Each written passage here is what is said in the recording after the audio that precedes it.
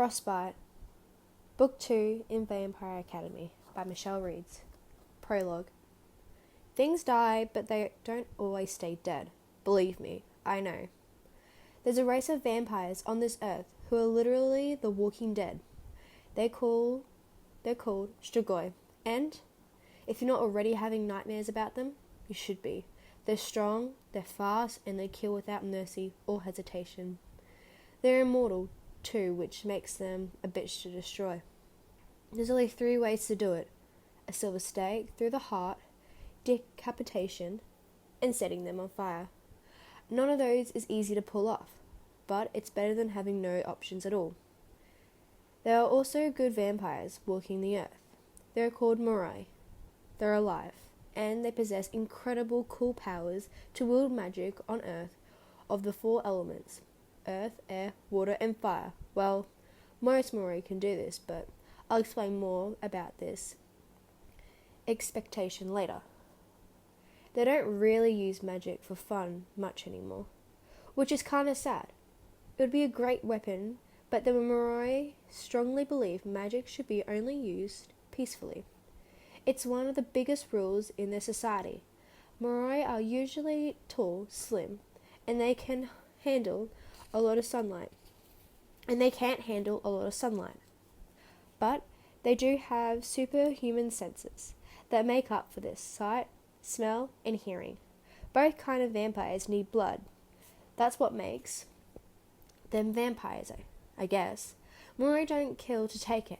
However, instead, they keep humans around who are willingly donating small amounts.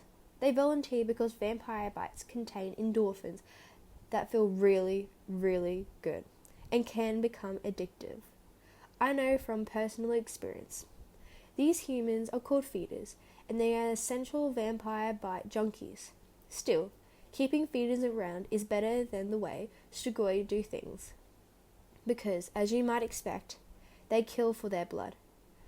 I think they like it. If Morai kills a victim while drinking, he or she will turn into a Strigoi.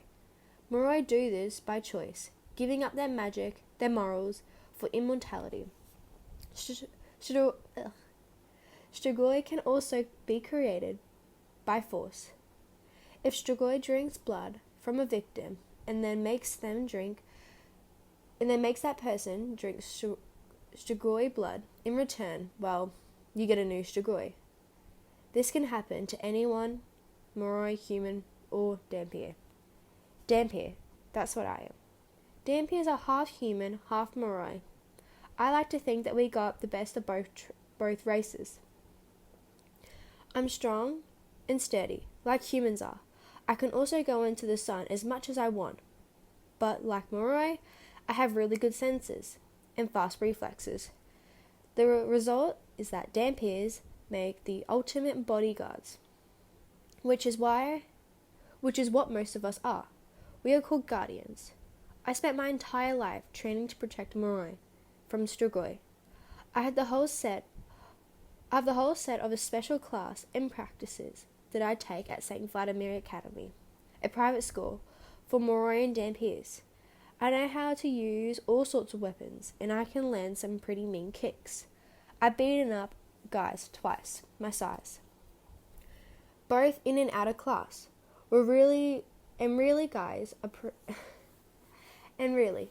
Guys are pretty much the only ones I beat up, since there are very few girls in any of my classes.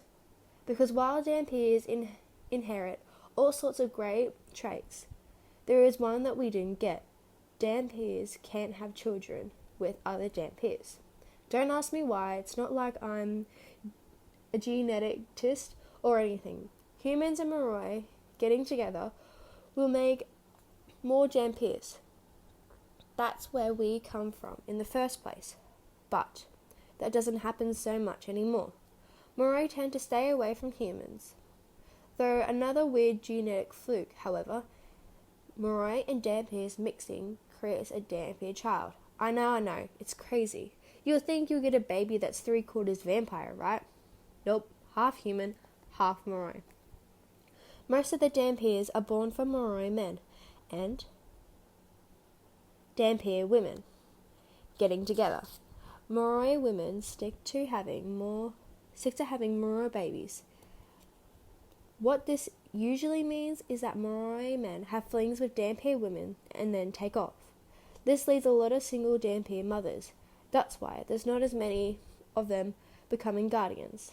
They'd rather focus on raising their children. As a result, only the guys and a handful of girls are left to become guardians. But those who choose to protect Moroi are serious about their jobs. Dampiers need Moroi to keep having children. We have to protect them. Plus, it's just honourable thing to do. Strigoi are evil and unnatural. It isn't right for them to be preying on the innocent. Dampiers who train to be guardians have to do this drill have to have this drilled into them from the time they can walk. Strigoi are evil, Moroi must be protected. Guardians believe this. I believe this. And there's no Moroi I want to protect more than anyone in the world. My best friend, Lissa. She's a Moroi princess. The Moroi have 12 royal families. And she's the only one left in hers, the Dragomires. But there's something else that makes Lissa special aside from being my best friend. Remember what I said about Moroi wielding one of the 4 elements? Well, it turns out Lissa wields one no one's even knew exist until recently. Spirit. For years we thought she wasn't going to develop her magical abilities. Then, strange things started happening around her. For example, all vampires have an ability called compulsion. That lets them focus. That lets them force their will on others. Strigoi have it really strong. It's weaker in Moroi, and it's also forbidden. Lissa, however, has it almost much as a Strigoi. She can bat her eyelashes, and people will do what she wants. But that's not even the coolest thing she can do. I said earlier that dead things don't always die. Well, I'm one of them. Don't worry, I'm not like a Strigoi. But I did die once. I don't recommend it. It happened when the car I was riding in slid off the road.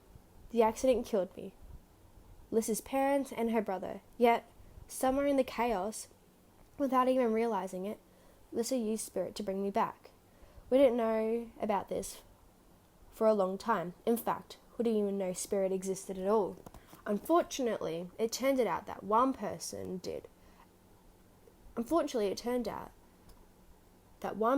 did know about spirit before we did.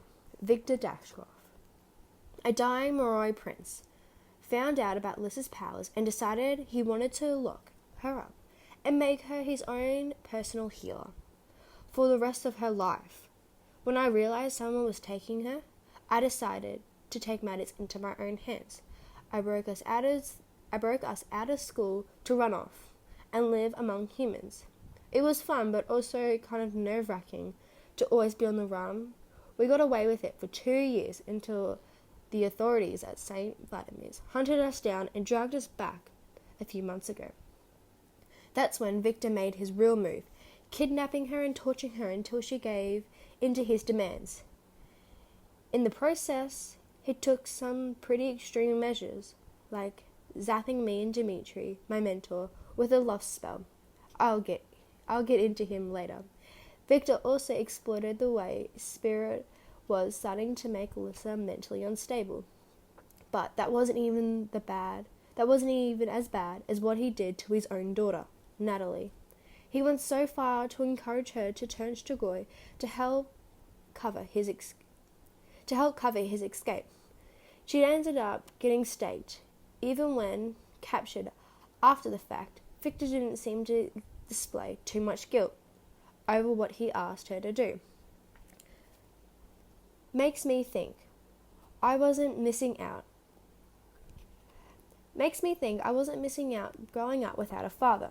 Still, I know I have to protect Lissa from Strigoi and Moroi. Only a few officials know about what she can do, but I'm sure there are other victors out there who want to use her. Fortunately, I have an extra weapon to help guard her. Somewhere during my healing in the car accident, Spirit forged a psychic bond between her and me. I can see and feel what she experiences. It only works one way though. She can't feel me. The bond helps me keep an eye on her and know when she's in trouble. Although sometimes it's weird having another person inside your head. We're pretty sure there's a lot of other things spirits can do, but we don't know what they are yet. In the meantime, I'm trying to be the best guardian I can be.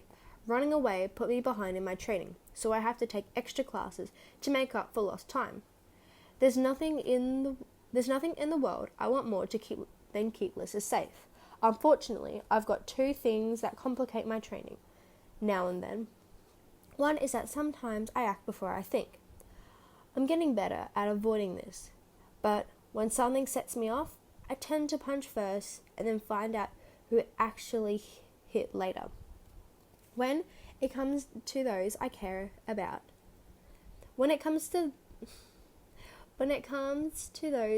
about being in danger, well, rules seem optional. The other problem in my life is Dimitri. He's the one who killed Natalie, and he's a total badass. He's also pretty good looking. Okay, more than good looking. He's hot, like the kind of hot that makes you stop walking in the streets and get hit by traffic. But, like I said, he's my instructor and he's 24. Both of those are reasons why I shouldn't have fallen for him. But honestly, the most important reason is that he and I will be Lyssa's guardians when she graduates. If he and I are checking each other out, then that means we aren't looking out for her. I haven't had much luck in getting over him, and I'm pretty sure he feels the same about me. Part of what makes it so difficult is that he and I got pretty hot and heavy when we got hit with the lost spell. Victor had wanted to distract us while he kidnapped Lyssa, and it worked. I've been ready to give up my virginity, and Dimitri had been ready to take it. At the last minute, we broke the spell, but those memories are always with me and makes it kinda hard to focus on combat moves sometimes. By the way, my name is Rose Hathaway. I'm 17 years old, training to protect and kill vampires. In love with a completely unsuitable guy, and have a best friend whose weird magic could drive her crazy. Hey, no one said high school was easy.